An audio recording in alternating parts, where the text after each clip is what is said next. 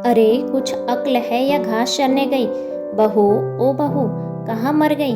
शारदा ने आवाज लगाई। वो अभी सारा काम निपटाने के बाद नहाने के लिए गई थी और सास की हर 2 मिनट में ऐसी आवाज सुनने की उसको आदत पड़ चुकी थी। जरा सी नजरों के सामने से हटी कि सास चिल्लाना शुरू कर देती। इस बार आवाज कुछ ज्यादा तेज थी, कोई अनहोनी ना हो गई हो।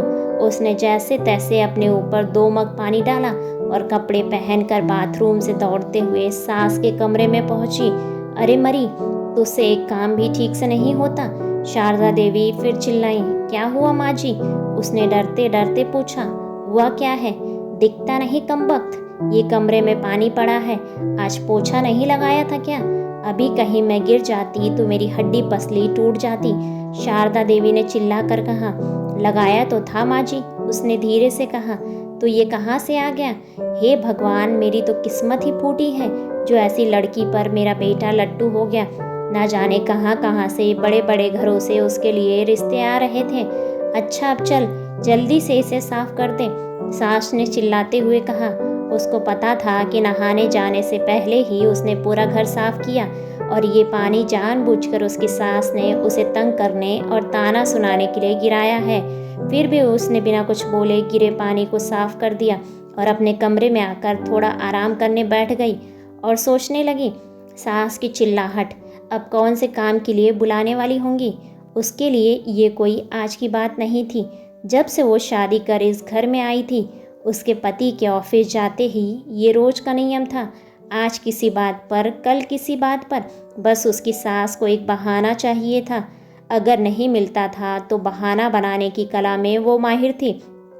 इस रोज रोज की किचकिच से अक्सर वो तंग आ जाती थी, पर कुछ पति के प्यार, कुछ सास की उम्र और कुछ घर की नई बहू होने की वजह से सब बर्दाश्त कर रही थी। उसे खुद ही समझ नहीं आ रहा था कि उसके खुद के वजूद में इतना परिवर्तन कब और कैसे आया। उसको यह भी याद नहीं कि कब उसके अपने घर में उसकी माँ या पिता ने कभी उससे ऐसे सुर में बात की होगी। अपने कॉलेज और स्कूल के समय में तो वो बिंदास लड़कियों में से एक थी। पूरे स्कूल या कॉलेज में कहीं भी किसी के साथ कोई गलत बात होती थी तो वो लड़ने के लिए सबसे आगे खड़ी मिलती थी। किसी के भी हक के लिए वो पूरे सिस्टम से लड़ जाती थी। पर आज अपने ही खिलाफ हो रहे अन्याय को चुपचाप सह रही थी। सोचती थी, क्या यही शादी के मायने होते हैं, जब एक लड़की को अपने स्वाभिमान और सम्मान को एक परिवार की सूली पर चढ़ा देना पड़ता है। शाम को पति के आने पर बहुत सारी बातें कहने का मन होता था। 1-2 बार कही भी थी, पर थके होने से वो इस पर ज़्यादा ध्यान भी नहीं देते थे और फिर अपने माँ के खिलाफ वो एक शब्द भी नहीं सुन सकते थे। उनकी माँ भी अपने बेटे के सामने उससे बड़े दिखावे के साथ बात करती थी, पर जैसे ही बेटा घर से बाहर निकलता था उनके तेवर बदल जाते थे, जो उसे समझ में नहीं आता था। एक इंसान पल भर में 2 तरह के व्यवहार कैसे कर सकता है? शारदा देवी को सबसे ज़्यादा तकलीफ तो उसकी शादी में मिले दहेज से थी, जबकि उसके माता पिता ने अपनी हैसियत से ज़्यादा उसकी शादी में खर्चा किया था। लेकिन दहेज में या दूसरे से कुछ भी मुफ्त में मिलने की उम्मीद और अभिलाषाओं का कोई अंत नहीं होता। हर चीज़ कम लगती है और उसके आने पर सबसे पहले उन्होंने घर के काम वाली की छुट्टी कर दी और घर में उसके कदम रखते ही हाथों की मेहंदी का रंग छूटने से पहले ही बाकी कामों के अलावा बाई के सारे काम भी उसके ऊपर आ गए। और शारदा देवी ने कभी भी उसे एक नौकरानी से ज़्यादा कुछ नहीं समझा। कुछ ऐसे ही जिंदगी कट रही थी उसकी। रोज कोई नया बखेड़ा होता था और रोज वह शांतिपूर्वक उसे संभालने की कोशिश करते हुए सोचती थी कि जल्दी ही उसे अपने पति और सास के साथ बैठकर शांति से इसका हल निकालना पड़ेगा। पर बस रोज की ऐसी दिनचर्या में सबके साथ बैठकर बात करने का समय ही नहीं मिल पा रहा था। एक दिन वो रोज की तरह सुबह झाड़ू लगा रही थी, जब शारदा देवी अपने बिस्तर के किनारे बैठकर स्वेटर बुन रही थी। अचानक जैसे वह झाड़ू लगाते लगाते उनके पास पहुंची, उसने बिना कुछ देखे बहू को जोर से लात मारी और चिल्लाई। अरे कुछ अक्ल भी है या घास चरने गई है? जब मैं कुछ कर रही होती हूँ तभी तुझे काम सूझता है। अभी ही मेरे कमरे में झाड़ू लगाना था तुझे। क्या तुझे नहीं पता कि मुझे धूल से कितनी एलर्जी है? ये आज का नया बहाना था उसे तंग करने का, क्योंकि घर में रोज ही ऐसे काम होते थे और पहले कभी भी ऐसी कोई बात नहीं हुई थी। फिर भी वो अपनी सास के व्यवहार को जानते हुए बहुत संभल कर काम करती थी। वो उनके द्वारा दिखाई जगह पर सफाई के लिए जैसे ही थोड़ा झुकी, ना जाने किस झोंक से शारदा देवी ने जोर से पैर चलाया और वह बहू के कंधे पर जा लगा। जब तक वो खुद को संभालती, उसका सिर सामने की दीवार से टकरा गया और गिर पड़ी। शारदा देवी चिल्ला उठी, क्या हुआ कलमुही, मर गई क्या? उठ क्यों नहीं रही? बचा हुआ काम कौन करेगा? चल उठ।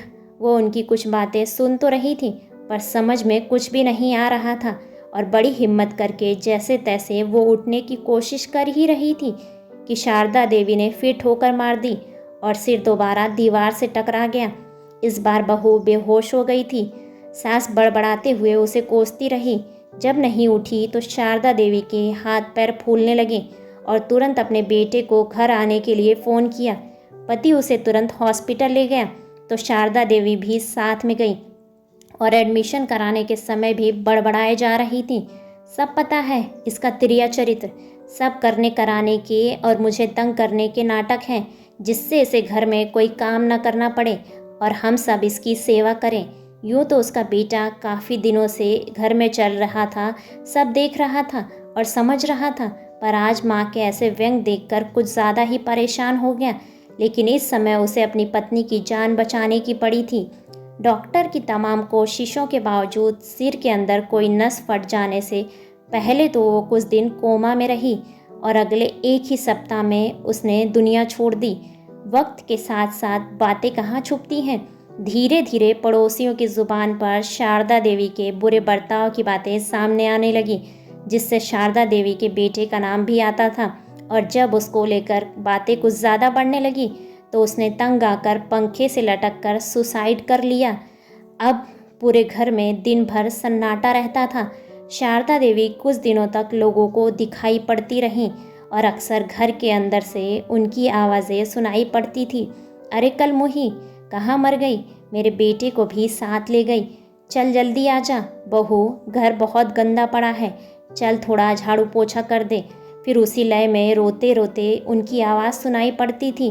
बहुत अच्छी बहू थी, कभी शिकायत नहीं की उसने। अभी हॉस्पिटल में है, इलाज चल रहा है। मेरी वजह से उसका सिर फट गया था ना, मेरा बेटा भी उसी के पास है, लेकिन अब तो वो ठीक हो गई होगी। अरे कोई तो उन दोनों को वापस ले आए। इस बार उसे कुछ नहीं कहूँगी।